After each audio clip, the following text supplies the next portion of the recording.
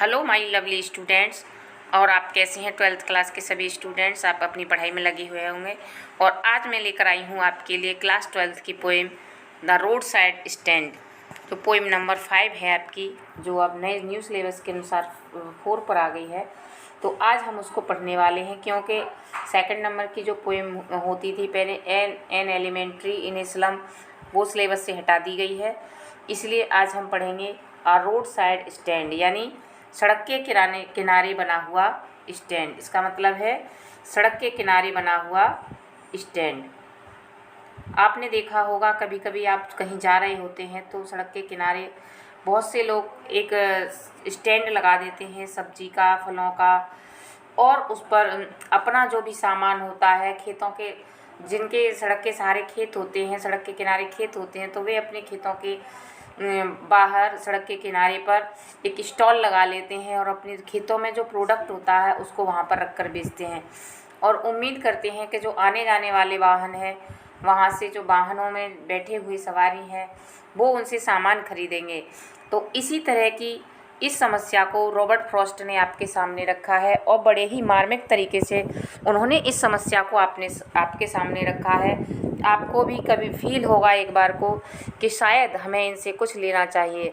अगर हम जा रहे होते हैं कहीं से, तो ये हमारा फ़र्ज़ बनता है कि हम उन लोगों की ज़्यादा नहीं तो थोड़ी हेल्प तो कर ही सकते हैं। उनसे उनका थोड़ा बहुत अगर प्रोडक्ट ख़रीद लेते हैं तो उनको कुछ ना कुछ हेल्प हो जाती है। वो उम्मीद में बैठे रहते हैं सुबह से शाम तक कि कोई गाड़ी आएगी और रुकेगी और उनसे सामान खरीदेगी। तो आपने देखा होगा रोड साइड स्टैंड लगे हुए होते हैं, जहाँ स्टॉल लगा लेते हैं लोग, जिस पे फल सब्जी वगैरह रखे रहते हैं। तो ऐसे ही मार्मिक कविता को हमारे जो पोएट हैं रॉबर्ट फ्रॉस्ट ने बड़े ही दर्द के साथ इसको प्रस्तुत किया है। इसमें उन्होंने अपना एंगर भी रिप्रेजेंट किया है उन लोगों के प्रति जो इनसे सामान नहीं लेते हैं और इन पर कमेंट करते हैं उस लैंडस्केप को ख़राब करने का। आइए पढ़ते हैं। पहले हम रॉबर्ट फ्रॉस्ट के बारे में जान लेते हैं। रॉबर्ट फ्रॉस्ट का जो बर्थ हुआ था 1874 में हुआ था। इनका जो लाइफ स्पान है 1874 से 1963 तक है। अब ये क्वेश्चन में MCQs में पूछा जाता है, इसलिए मैंने आपके लिए ये डेट रखी है कि इनका बर्थ कब हुआ था, 1874 में, और इनकी डेथ हुई थी 1963 में। और ये कौन से पोइट हैं? अमेरिकन पोइट हैं। और ये पूछा जाए कि कौन सी सेंचुरी के हैं, तो ये 20th सेंचुरी के हैं। आपको यहाँ से कितने क्वेश्चन बनने हैं? 4 क्वेश्चंस आपको ऑलरेडी बन चुके हैं। किस ईयर में इनका बर्थ हुआ था, किस में डेथ हुई थी, किस में ये कैसे पोइट हैं, ये अमेरिकन पोइट हैं, और कौन सी सेंचुरी के हैं, ये 20th सेंचुरी के हैं, और इन्हें 4 टाइम्स पुलित्ज़र प्राइज़ प्राप्त हुआ था। नेक्स्ट, इन्होंने लिखा है, इनके जो करेक्टर हैं वो लैंडस्केप्स के बारे में इन्होंने लिखा है, आम लोगों के बारे में लिखा है, उनकी समस्याओं के बारे में लिखा है, जो ह्यूमन ट्रेजेडी होती हैं उनके बारे में इन्होंने लिखा है, लोगों के डरों के बारे में लिखा है, और इन्होंने अपना रिएक्शन भी दिया है कि इन लोगों की जो समस्याएं होती हैं उसके प्रति अपना रिएक्शन भी इन्होंने इसमें दिया है। बहुत सारी पोएम है हमारे पास इनके एग्जाम्पल, जिसमें इन्होंने अपनी फीलिंग्स को, अपने रिएक्शन को एक्सप्रेस किया है। ये पोएम भी इनके रिएक्शन को एक्सप्रेस करती है, और बड़े ही मार्मिक तरीके से इन रोड साइड स्टैंड वाले फार्मर्स की समस्या को हमारे सामने रखती हैं, और रिक्वेस्ट करते हैं कि हम उनके लिए कुछ करें, जिससे कि उनकी ये समस्याएं दूर हो सकें। एक्सेप्टेंस ऑफ हिज बर्डन, ये इनके एग्जाम्पल हैं पोएम्स के। Stopping by woods, snowy evening, birches, mending the walls, ये सब इनके कुछ एग्जाम्पल हैं जिनमें इन्होंने ह्यूमन बीइंग्स की प्रॉब्लम्स को, ट्रेजेडीज़ को दिखाया है। हिज वेल नोन पोएम, उनकी जो सबसे वेल नोन पोएम है अ रोड साइड स्टैंड, जो 12th क्लास के सिलेबस में रखी गई है पढ़ने के लिए।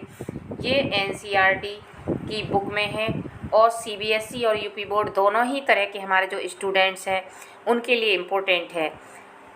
इसलिए आपको बड़े ही ध्यान से पढ़ना है। एग्ज़ाम के व्यू से अगर देखें, पॉइंट ऑफ व्यू से, तो भी ये पोएम बहुत ही इम्पोर्टेंट है, क्योंकि यहाँ ह्यूमन बीइंग की प्रॉब्लम्स को रखा गया है, और हो सकता है इसमें से आपको एक्सट्रैक्ट मिले या इसका सेंट्रल आइडिया, आपको UP बोर्ड वालों को सेंट्रल आइडिया भी लिखने को मिल सकता है।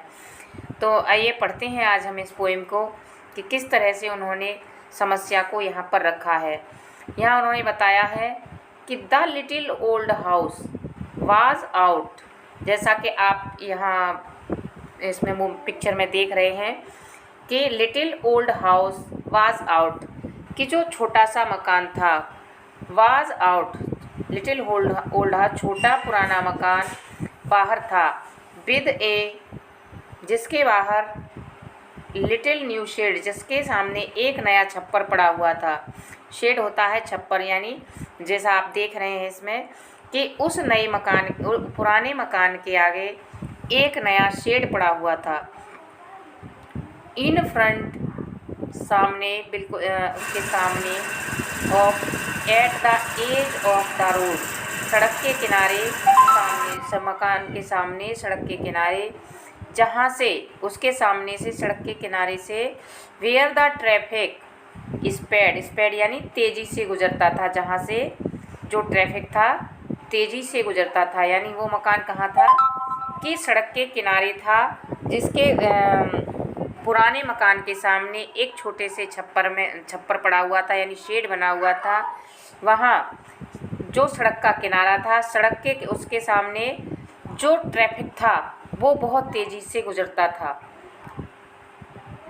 Next, a road side stand that to pathetically played, कि जो रोड साइड स्टैंड था वो भी पैथेटिकली बड़े ही दयापूर्ण तरीके से प्लेड यानी रिक्वेस्ट करता था, प्रार्थना करता था। किस बात की प्रार्थना करता था? प्रार्थना करता था it would not be fair to say, ये कहना उचित नहीं होगा, फॉर ए डोल ऑफ ब्रेड, कि वो एक रोटी के टुकड़े की भीख मांगता है। डोल होता है रोटी का एक टुकड़ा, यानी वो हम ये नहीं कह सकते कि जो रोड साइड स्टैंड है वो सड़क के किनारे हमसे रोटी के टुकड़े की भीख मांग रहा है, ये बात कहना बिल्कुल ही उचित होगा और उन सभी किसानों का अपमान होगा जो वहाँ पर मेहनत करके अपनी सब्जियाँ बेच रहे हैं, अपना स्टॉल लगा के बैठे हुए हैं। हम ये नहीं कह सकते कि वो रोटी के टुकड़े की हमसे रिक्वेस्ट कर रहे हैं। But for some of the money, लेकिन थोड़े से धन के लिए वो रोटी के टुकड़े के लिए नहीं खड़ा था, बल्कि कुछ धन के लिए खड़ा था। द कैश, वो कैश, हुज फ्लो सपोर्ट्स, जिसका जो फ्लो है यानी फ्लो आवागमन, यानी पैसे का एक हाथ से दूसरे हाथ में जाना, उसी को हम फ्लो बोलते हैं। आपके पास में आज पैसा है, कल किसी और के हाथ में होगा, तो जो पैसे का फ्लो है वो उस सपोर्ट को चाहते हैं, उस फ्लो को चाहते हैं। सपोर्ट होता है कोई सहारा, तो उस सपोर्ट को चाहते हैं। The flowers of cities from sinking and withering faint, जो बचाता है जो सिटी के फ्लावर्स हैं, यानी सिटी में रहने, सिटी के फ्लावर कौन हो गए यहाँ? सिटी के फ्लावर्स का मतलब है सिटी में रहने वाले लोगों को, फ्रॉम सिंकिंग डूबने से और मुरझाने से बचाता है, सिकुड़ने से मुरझाने से बचाता है, मूर्छित होने से बचाता है। कि जो पैसा, जिस पैसे का फ्लो शहर में रहने वालों को किसी भी परेशानी से, यहाँ सिंकिंग से पॉइंट का मतलब है कि जो झुक जाने से, यानी उन्हें झुकने से, डूबने से जो बचाता है, उसको वो फील करना चाहते हैं, उस पैसे को अपने हाथों में वो फील करना चाहते हैं। जो पीजेंट्स हैं, उसके सारे जो स्टैंड लगा कर खड़े हैं रोड के सहारे, वो उस पैसे का फ्लो अपने हाथों में फील करना चाहते हैं, जो शहर के फूलों को यानी शहर के लोगों को मुरझाने से और झुकने से या किसी भी तरह से दुखी होने से बचाता है। उसी पैसे के फ्लो को वो अपने हाथों में फील करना चाहते हैं, वो रोटी के लिए भीख नहीं मांगते हैं। नेक्स्ट पैराग्राफ है हमारा second, the polished traffic past with a mind ahead. अब यहाँ पोइट कह रहे हैं उन के बारे में बता रहे हैं रॉबर्ट फ्रॉस्ट, कि वो लोग उनकी मेंटेलिटी को बता रहे हैं कि उन शहर के लोगों की मेंटेलिटी क्या है। इधर तो ये शेड लगा कर बैठे हैं हमारे पीजेंट्स, पुअर पीजेंट्स के, उनके यहाँ से कोई राहगीर गाड़ी रुकेगी और उनसे सामान खरीदेगी, सुबह से शाम तक इसी आस में बैठे रहते हैं। बट अब इस पैरा में यहाँ पोइट ने उनकी फीलिंग्स को बताया, उनकी शॉर्ट माइंडेडनेस को बताया है पोइट ने, जो वहाँ से गुजरते हैं कि द पॉलिश्ड ट्रैफिक पास्ट, जो चमचमाता, पॉलिश्ड यानी चमचमाता हुआ जो यातायात है,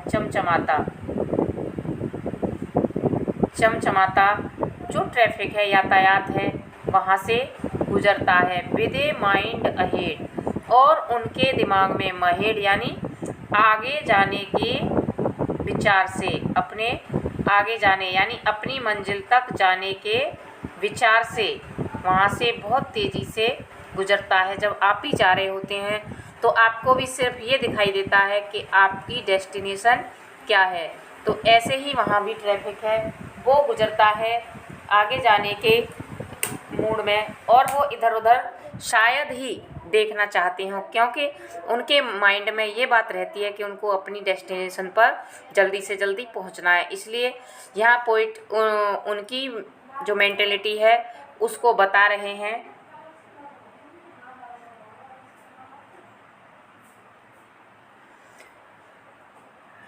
और इफ एवर, और यदि, if ever aside a moment then out of shorts, यदि कोई उधर एक पल के लिए देख भी लेता है, आउट ऑफ शॉर्ट्स, वो अपने गुस्से से बेकाबू हो जाता है और उन लोगों को सुनाने लगता है, out of short, and at having the landscape mired, और वो उन पर ब्लेम लगाता है, किस बात का, वो झुंझला जाता है उन पर कि उन्होंने जो वहाँ का लैंडस्केप है, एट हैविंग द लैंडस्केप मियर्ड, कि उन्होंने जो वहाँ का लैंडस्केप है, जो स्थल है, वहाँ का भूस्थल है, उसको ख़राब कर रखा है। विद द आर्टलेस पेंट, कि वहाँ जो पेंट है वो आर्टलेस है, जो उनकी जो पेंट करने के जो कला है वो आर्टलेस है, उसको उन्होंने ढंग से बना नहीं रखा है। पेंट करके,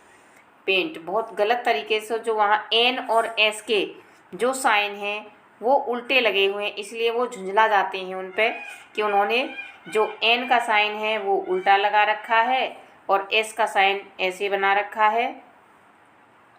जो एस का साइन ऐसे होना चाहिए वो ऐसे लगा हुआ है और एन का साइन ऐसे लगा हुआ है, तो वो इस बात पे झुंझला जाते हैं कि इन्होंने बड़े ही आर्टलेस तरीके से इसको लगा रखा है। ऑफर्ड रॉन्ग, उनको ऑफर्ड फॉर सेल, और जो उनके जो पेंट के जो एस और एन के साइन के पेंट वाली जो तख्तियां हैं उनमें उन्होंने लकड़ी के चौथाई गैलन वाली पेटियों में इन्होंने क्या, ऑफर्ड सेल वाइल्ड बेरीज, उन्होंने उसमें बेचने के लिए क्या रख रखा है, वाइल्ड बेरीज रख रखी हैं, जंगली बेरीज रख रखी हैं। इन वुडन क्वार्ट्स, जो लकड़ी की पेटियां हैं उनमें, और क्रुक नेक्ड गोल्डन स्क्वैश, और ऐसी टेढ़ी गर्दन वाली लौकी होती है वो उन्होंने उसमें रख रखी है, टेढ़ी गर्दन वाली इस तरह की लौकी उन्होंने वहाँ रख रखी है।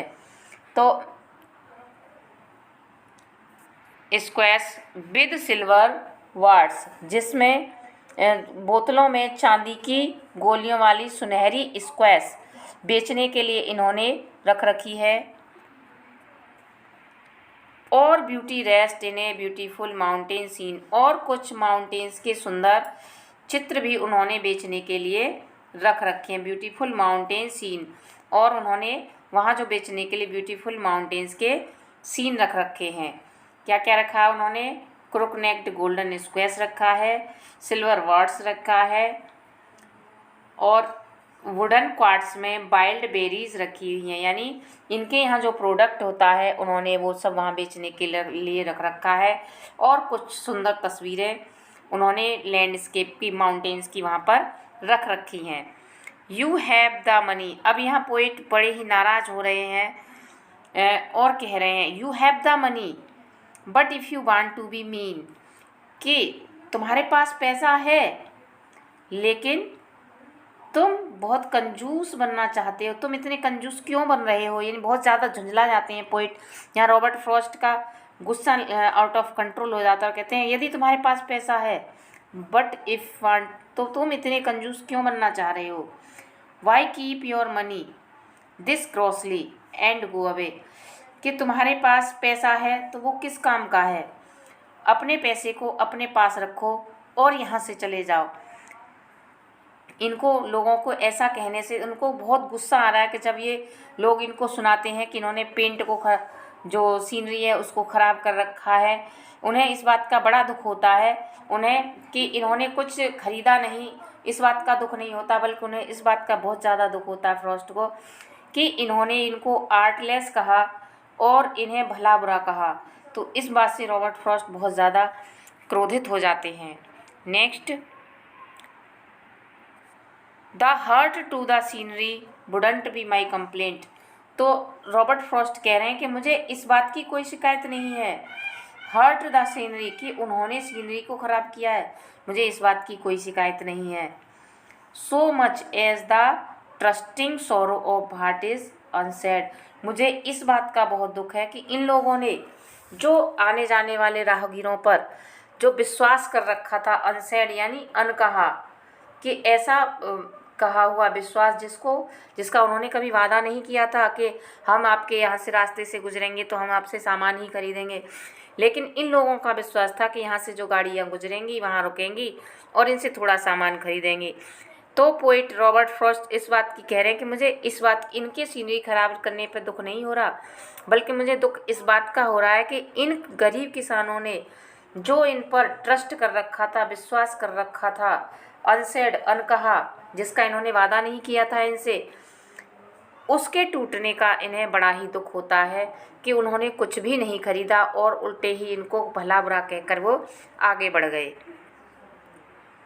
Next, here far from the city we make a road our road side stand. अब यहाँ नेक्स्ट पैरा में, फर्स्ट पैरा में उन्होंने बताया था उन रोड साइड स्टैंड के बारे में, सेकंड पैरा में उन्होंने वहाँ से गुजरने वाले ट्रैफिक यानी उसमें गुजरने वाले जो पर्सन्स हैं उनके बारे में उन्होंने उनकी मेंटेलिटी के बारे में बताया कि वो इन गरीब लोगों को किस दृष्टि से देखते हैं, वो उनको देखना भी नहीं चाहते, उन्हें वो बिल्कुल भी अच्छे नहीं लगते हैं। और अब थर्ड पैरा में वो बता रहे हैं कि उन किसानों के बारे में बता रहे हैं।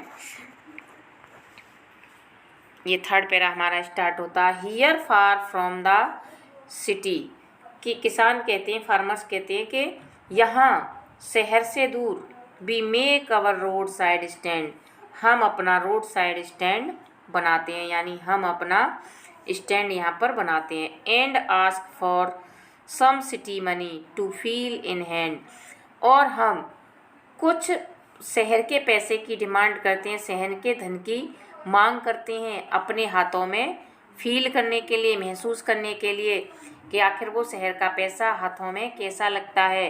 To try if it will not make our being expend, और ये कोशिश करते हैं कि हम ये कोशिश करते हैं कि उस पैसे से हम अपने जीवन स्तर को सुधारें, बीइंग स्पेंड, अपने जीवन स्तर को सुधारें।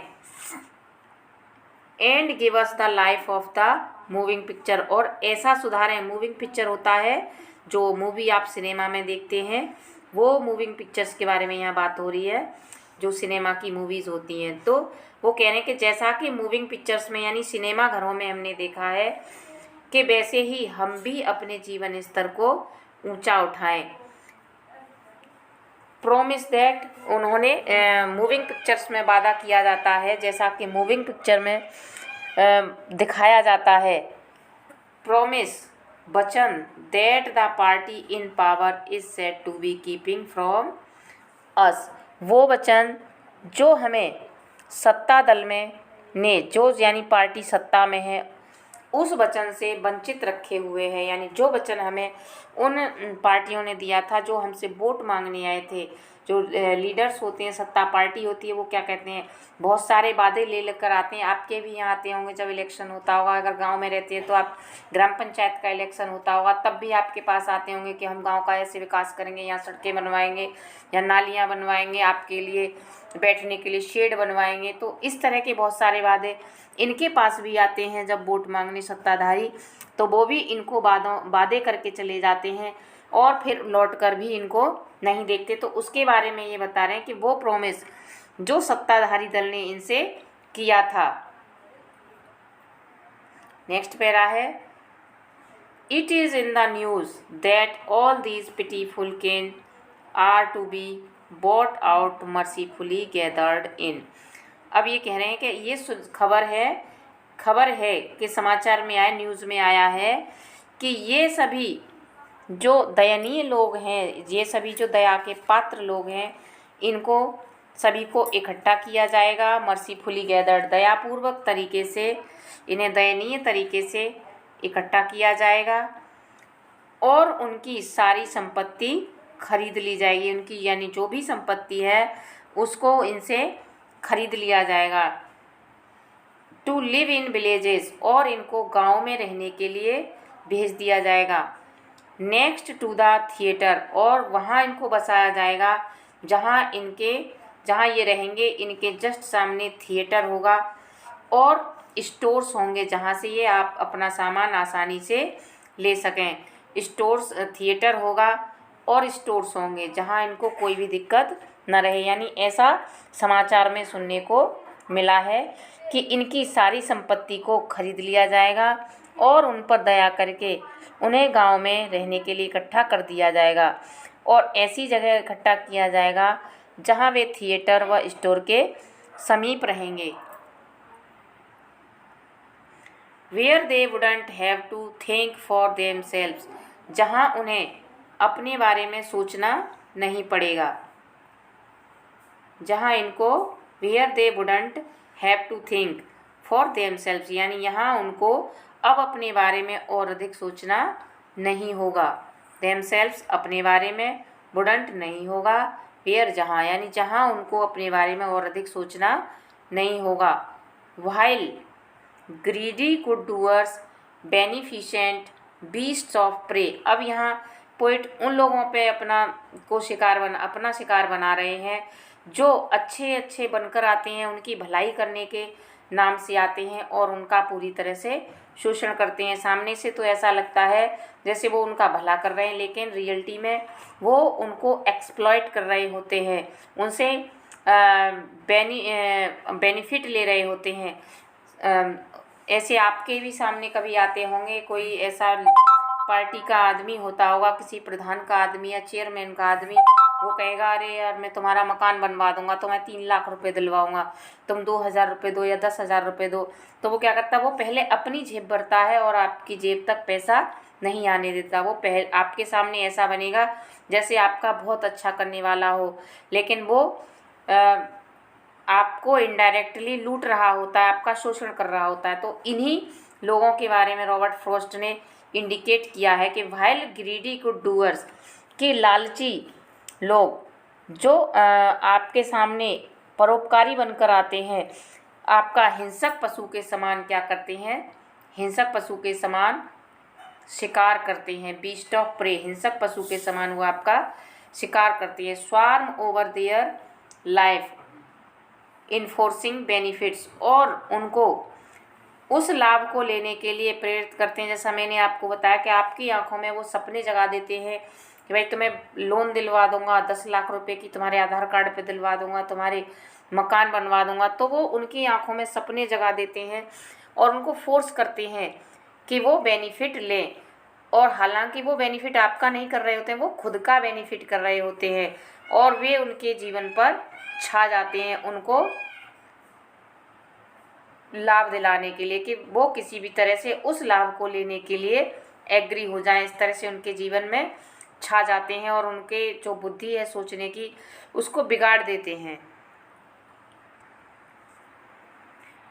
That are calculated to soothe them out of their wits, वो आपके सामने ऐसी पिक्चर क्रिएट करते हैं कि आप आपकी बुद्धि काम नहीं करती और वो जो फार्मर्स हैं उन्हीं के अकॉर्डिंग काम करने लगते हैं, जैसा वो चाहते हैं उनको उसी में अपना भला दिखाई देने लगता है। यानी वो ऐसी कैलकुलेशन उनके सामने रिप्रेजेंट करते हैं लालची गुड डूअर्स कि जो पीजेंट्स हैं, पुअर फार्मर्स हैं, उनको ऐसा लगता है कि वो उनका भला कर रहे होते हैं, बट इनडायरेक्टली वो उनको एक्सप्लॉइट कर रहे होते हैं, उनसे लाभ ले रहे होते हैं और उनकी बुद्धि को वो भ्रमित कर देते हैं।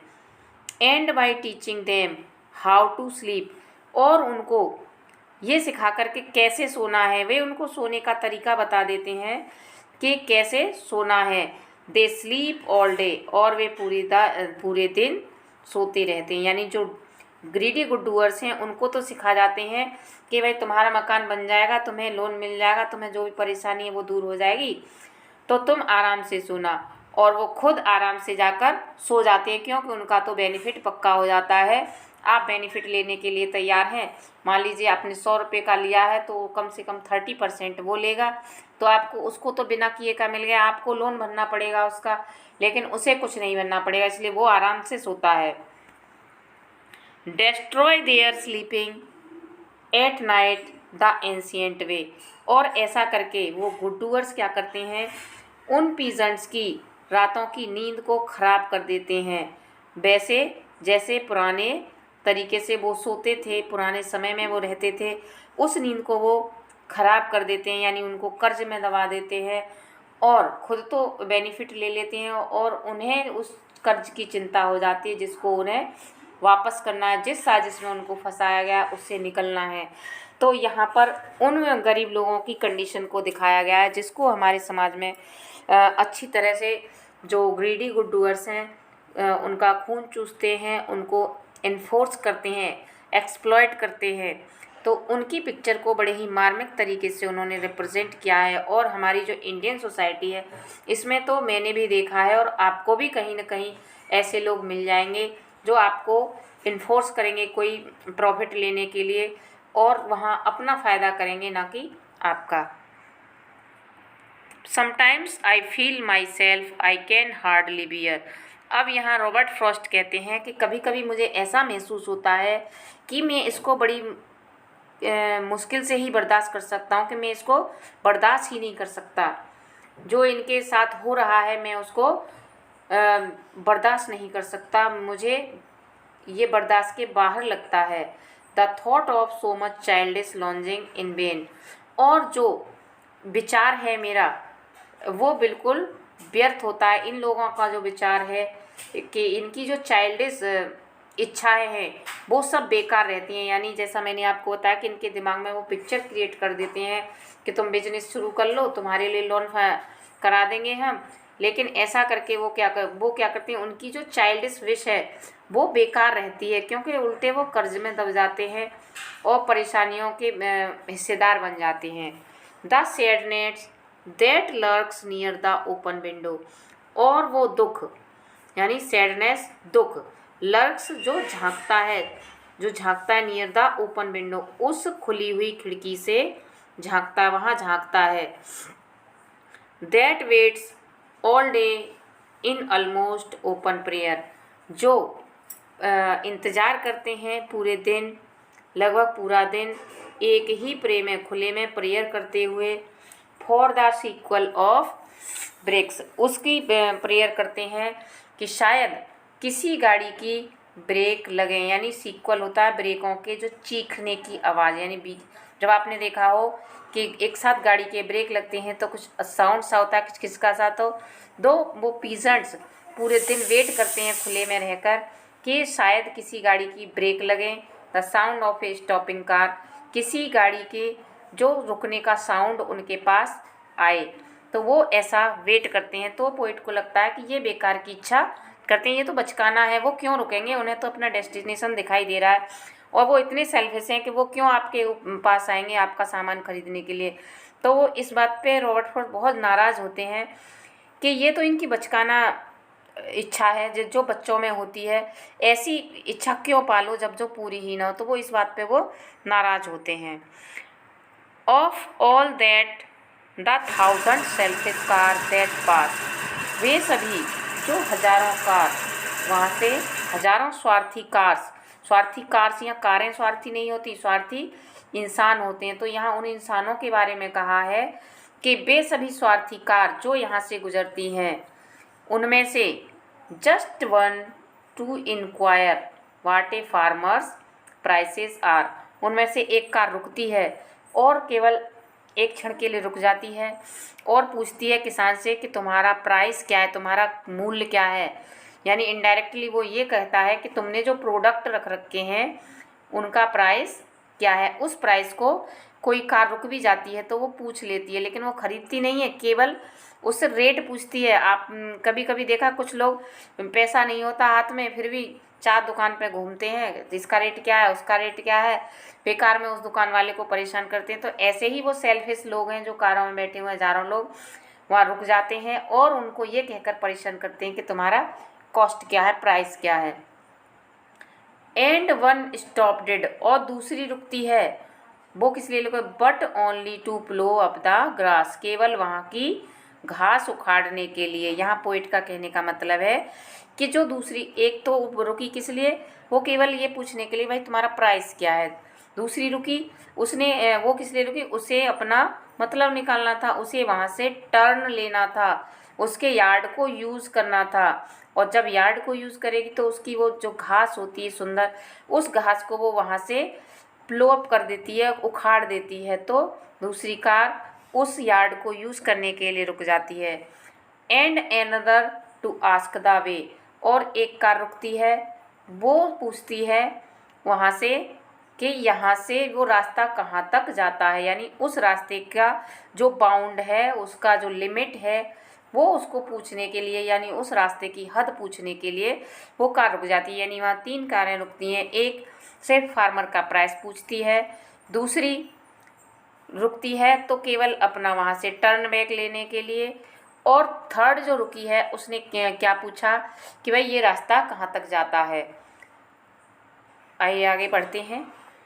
And another to ask could they sell it a gallon of gas, और जो अगली कार आती है, जो 4th कार है, वो पूछती है कि क्या आप 1 गैलन गैस दे सकते हैं। गैलन एक बहुत बड़ी यूनिट होती है किसी भी लिक्विड को मेज़रमेंट करने की। तो वो उससे पूछती है कि क्या आप 1 गैलन गैस रखते हैं। यहाँ हमारे यहाँ भी अब तो CNG चलने लगा है, और अमेरिका में तो वैसे भी गैलन में इसी से फ्यूल से चलती हैं। तो वो फ्यूल है, एक गाड़ी के लिए फ्यूल है, तो उस फ्यूल को वो पूछने के लिए वहाँ पर रुकती है कि क्या आप फ्यूल दे सकती हैं 1 गैलन फ्यूल। तो यहाँ पे वो बड़े ही नाराज़ होता है जो फार्मर, और कहता है दे कुडंट सी, कि क्या उन्हें दिखाई नहीं देता, दे कुडंट सी, क्या उन्हें दिखाई नहीं देता है, उनकी आँखों से अंधे हैं क्या। They had none did it see, क्या वो इसे देख नहीं सकते थे, जो यहाँ 1 गैलन गैस मांग रहे हैं, कि हम यहाँ सब्जियाँ बेच रहे हैं या 1 गैलन गैस बेच रहे हैं। Next, no in country money, तो यहाँ आगे कहते हैं पोइट कि नहीं, कि जो कंट्री मनी है, कि गांव के धन में, गांव के लाभ के आकार से आनंद कभी कि नो इन कंट्री मनी, यहाँ कंट्री मनी गांव के लिए आया है। कंट्री साइड, जो कंट्री साइड होता है वो गांव के लिए आता है, तो यहाँ जो कंट्री वर्ड आया है वो गांव के लिए आया कि नो इन कंट्री मनी, कि नहीं गांव के पैसे में, the country scale of gain, के गांव के स्तर का लाभ, to requisite lift up spirit has never been found, कि किसी भी गांव के लाभ से, गांव के मनी से उस गांव के लिए जो अपेक्षित पैसा है वो कभी भी प्राप्त नहीं हुआ है। यानी किसी भी गांव में इतना पैसा कभी नहीं हो सकता कि वो उस गांव की आकांक्षाओं को पूरा कर सके, उस गांव की लोगों की ज़रूरतों को पूरा कर सके। यहाँ पोइट का कहना है कि गांव में इतना पैसा कहाँ होता है, कहाँ लोगों किसान होते हैं या पशुओं को पालते हैं, तो उनके पास इतना पैसा कहाँ से आया। तो यहाँ पोइट कहना चाहते हैं कि गांव के धन से उस गांव के विकास के लिए जो गांव की ज़रूरतें हैं, अपेक्षाएं हैं, उनके जीवन को, उस स्तर को सुधारने के लिए वो उस लक्ष्य को कभी भी पाया नहीं गया है।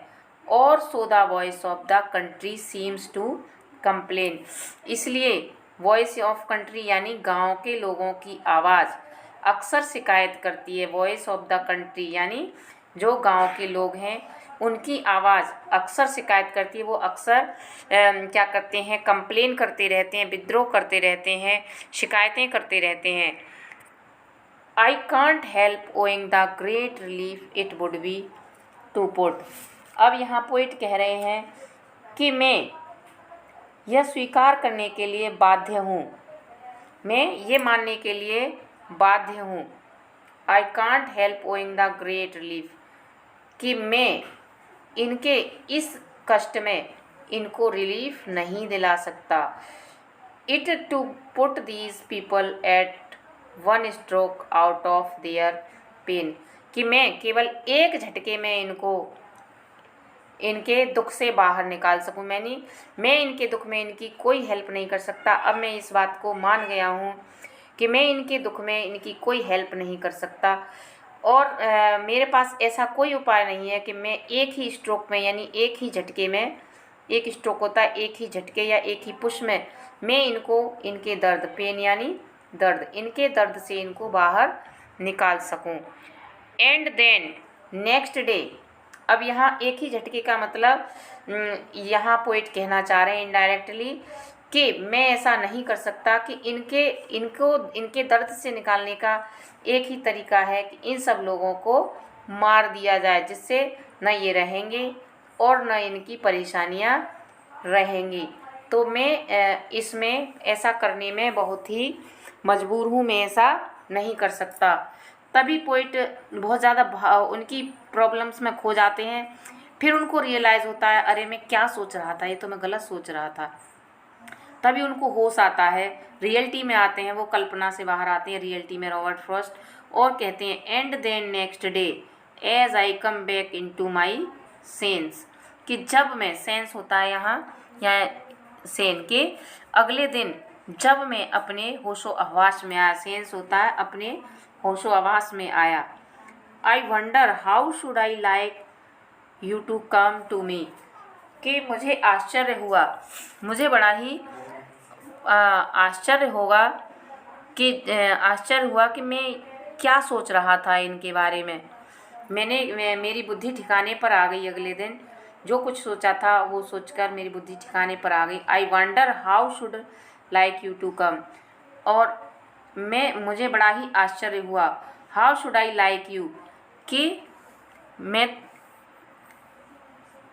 आप मेरे पास आकर, I like you to me and offer to put me gently out of my pain, कि आप मेरे पास आकर आएँ और मुझे इस दुख से बाहर निकालने का प्रयास करें, कि मेरे दिमाग में जो इनके परेशानियां हैं वो हर समय गूंजती रहती हैं। तो मैं चाहता हूँ आप मेरे पास आएँ और मुझे इस परेशानी से, मुझे मेरे इस दुख से निजात दिलाएं, मुझे इस दुख से मुक्ति दिलाएं। यानी पोइट का कहने का मतलब है, वो पोइट हमसे रिक्वेस्ट कर रहे हैं कि अगर हम आकर इन लोगों के लिए कुछ करेंगे तो हो सकता है इन लोगों का जो कष्ट है, उनकी प्रॉब्लम्स हैं, वो दूर हो जाएंगी। अगर वो दूर हो जाएंगी तो हमारे पोइट का दर्द भी दूर हो जाएगा।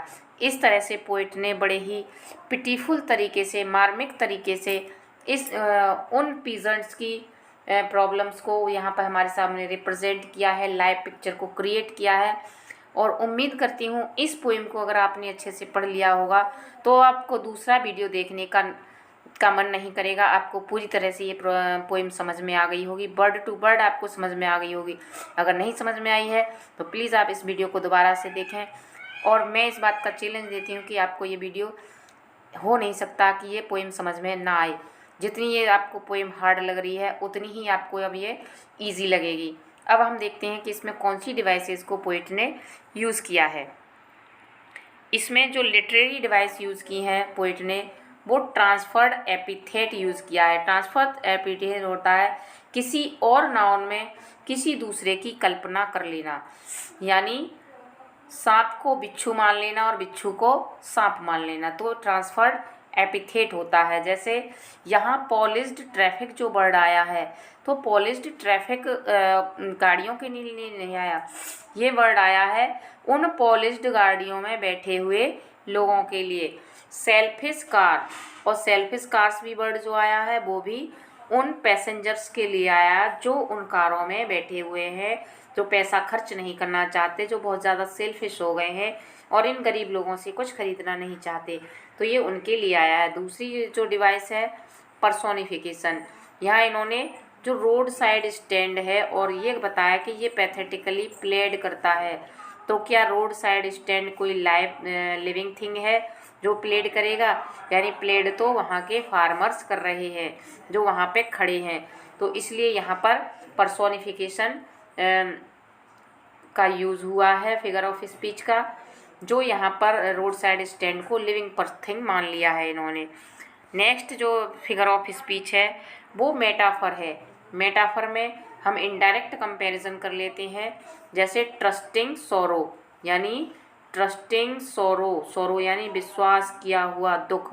तो यहाँ पर यहाँ जो यूज़ हुआ है मेटाफर यूज़ हुआ है, और ऑक्सीमोरन ट्रस्टिंग और सोरो ये रिप्रेजेंट करता है दो अपोजिट वर्ड्स को। ऑक्सीमोरन में दो अपोजिट वर्ड्स होते हैं, और मेटाफर आपको देखने को मिलता है जो ट्रांसफर्ड एपिथेट है ये मेटाफर को भी रिप्रेजेंट करता है।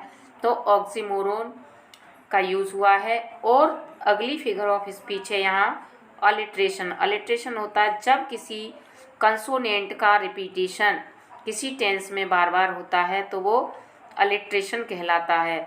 अगर किसी वोवेल का होता है तो उसे असोनेंस कहते हैं, और किसी वोवेल का कंसोनेंट का होता है तो उसे अलिट्रेशन कहते हैं। तो यहाँ देखिए जी लेटर है वो बार बार रिपीट हुआ है, और इसमें benefit of beasts of prey, तो यहाँ इन लेटर्स की रिपीटेशन हुई है, इसलिए यहाँ पर अलिट्रेशन फिगर ऑफ स्पीच है। उम्मीद करती हूँ पोएम आपको अच्छे से समझ में आई होगी, समरी भी आपको एक बार में ही समझ आ गई हो। अगर वीडियो अच्छा लगा हो, एक्सप्लेनेशन अच्छा लगा हो तो वीडियो को लाइक करें, शेयर करें, चैनल को सब्सक्राइब करें। धन्यवाद। और बेल आइकन को प्रेस कर लें जिससे कि आपको हमारा नोटिफिकेशन मिलता रहे। मिलते हैं अगली वीडियो में, तब तक के लिए बाय बाय।